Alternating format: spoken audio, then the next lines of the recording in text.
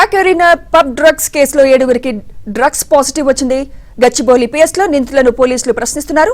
పబ్లోకి drugs ఎలా వచ్చాయి, సరఫరా చేసిందెవరు అనే కోణంలో దర్యాప్తు చేస్తున్నారు. 6గురు హైదరాబాద్, 1 మహారాష్ట్ర వాసిగా గుర్తించారు. 7గురు వివిధ ప్రాంతాల్లో డ్రగ్స్ తీసుకున్నట్లు పోలీసులు చెబుతున్నారు.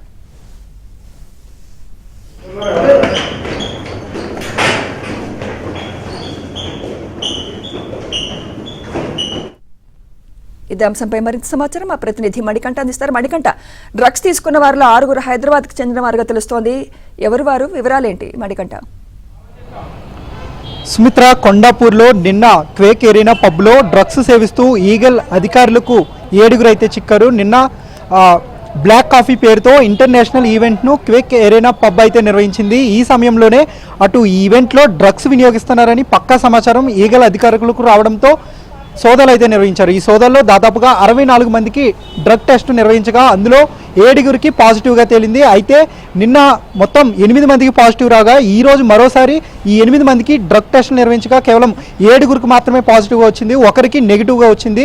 సో మహారాష్ట్రకు చెందిన రిత్విక్ అనే వ్యక్తికి మాత్రం డ్రగ్ నెగిటివ్గా వచ్చింది. ఈరోజు అతను ఇంతకుముందే కళ్ళు సేవించడంతో పాటు డిప్రెషన్కి సంబంధించిన టాబ్లెట్స్ ఉపయోగించడంతో డ్రగ్ పాజిటివ్గా తేలింది. సో ఈరోజు నిర్వహించిన టెస్టుల్లో ఆయనకు మాత్రం డ్రగ్ నెగిటివ్గా తేలింది. సో మిగిలిన 7గురిని కూడా ప్రస్తుతం పోలీసులు అదుపులోకి తీసుకుని విచారిస్తూ ఉన్నారు. ఈ 7గురిలో 6గురు హైదరాబాద్కి చెందిన వ్యక్తులు కాగా మరొకరు మాత్రం మహారాష్ట్రకు చెందిన వ్యక్తులు. సో ఈ 7గురికి సంబంధించిన తల్లిదండ్రులకి సమాచారం అందించారు. ఇప్పటికే గచ్చిబౌలి పోలీస్ స్టేషన్లో ప్రస్తుతం వాళ్ళందరికీ కూడా కౌన్సిలింగ్ ఇస్తున్నారు. అయితే ఈ 7గురు నిందితులపై గతంలో ఎక్కడ కూడా ప్రీవియస్ కేసులకు సంబంధించి డ్రగ్స్ కేసులు నమోదు కాకపోవడంతో వీరందరికీ నోటీసులు ఇచ్చి అలాగే వీళ్ళకి కౌన్సిలింగ్ నిర్వహించిన అనంతరం వీళ్ళందరినీ మరికొద్ది సేపట్లోనే పోలీస్ స్టేషన్ నుంచి అయితే బయటకు పంపించే అవకాశం ఉన్నట్లుగా కూడా తెలుస్తుంది. మరోవైపు క్వేక్ ఎరీనా పబ్కు సంబంధించి కూడా పోలీసులు అయితే పూర్తి స్థాయిలో కూపీలాగుతున్నారు. ఎందుకంటే గత ఏడాది కూడా డిసెంబర్లో అదే పబ్లో కొంతమంది 6గురు డ్రగ్స్ సేవిస్తూ పట్టుబడ్డారు. 6గురికి డ్రగ్ పాజిటివ్గా వచ్చింది. సో ఈ డ్రగ్స్ అసలు మరోవైపు పోలీసులు ఒక వెర్షన్ చెప్తున్నారు, అలాగే ఈ 7గురు నిందితులు కూడా వేరొక వెర్షన్ చెప్తున్నారు.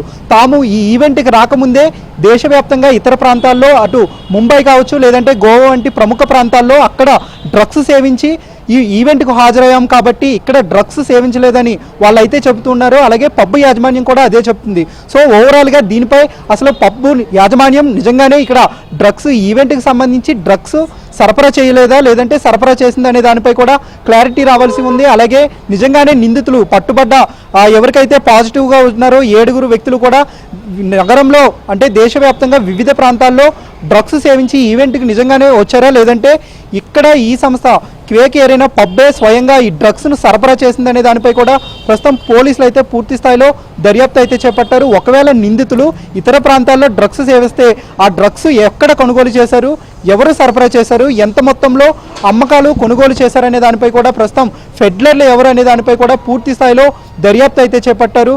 అలాగే గచ్చిబౌలి పోలీసులు కూడా నిందితులకి ఎవరైతే డ్రగ్ ఫ్లెడ్లర్లు ఉన్నారో ఆ డ్రగ్ ఫ్లెడ్లర్లు ఎవరనే దానిపై కూడా హైదరాబాద్తో వారికి ఏమైనా సంబంధాలు ఉన్నాయా అనే దానిపై కూడా పూర్తిగా వివరాలు అయితే ఆరా తీస్తూ ఉన్నారు. ప్రస్తుతం 7గురు నిందితులకి ప్రస్తుతం కౌన్సిలింగ్ అయితే నిర్వహిస్తున్నారు.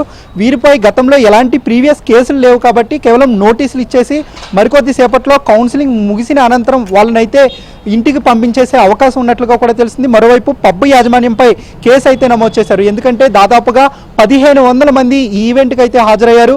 ఇందులో చాలామంది దేశవ్యాప్తంగా రాజకీయ ప్రముఖులు ఉన్నారు, అలాగే సినీ నటులు ఉన్నారు. అలాగే సినీ నటుల్లో సినీ నటి హేమ కూడా ఈ ఈవెంట్కు హాజరయ్యారు. అయితే ఆమెకు కూడా డ్రగ్ టెస్ట్ నిర్వహించగా ఆమెకు మాత్రం నెగిటివ్గా వచ్చింది. మరోవైపు ఈ ఈవెంట్కి సంబంధించి స్పెయిన్కి సంబంధించిన ఒక ఆర్టిస్ట్ అలెగ్జాండర్ అనే వ్యక్తితో పాటు అలాగే వీరితో పాటుగా quake arena pub DJ Kenin కూడా వాళ్ళిద్దరికీ కూడా డ్రగ్ టెస్ట్ నిర్వహించారు. సో వాళ్ళకి కూడా డ్రగ్ నెగిటివ్గా తేలింది. సో ఎవరైతే ప్రస్తుతం పాజిటివ్గా వచ్చిందో వాళ్ళ వివరాలు ఒకసారి పరిశీలించే ప్రయత్నం చేద్దాం.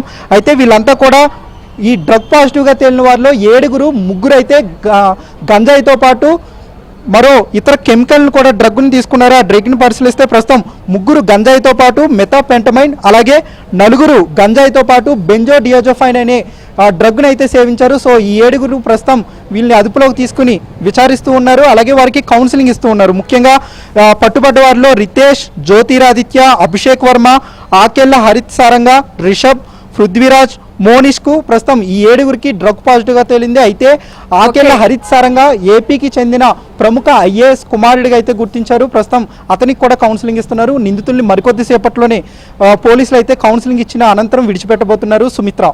Right, thank you Manikanta.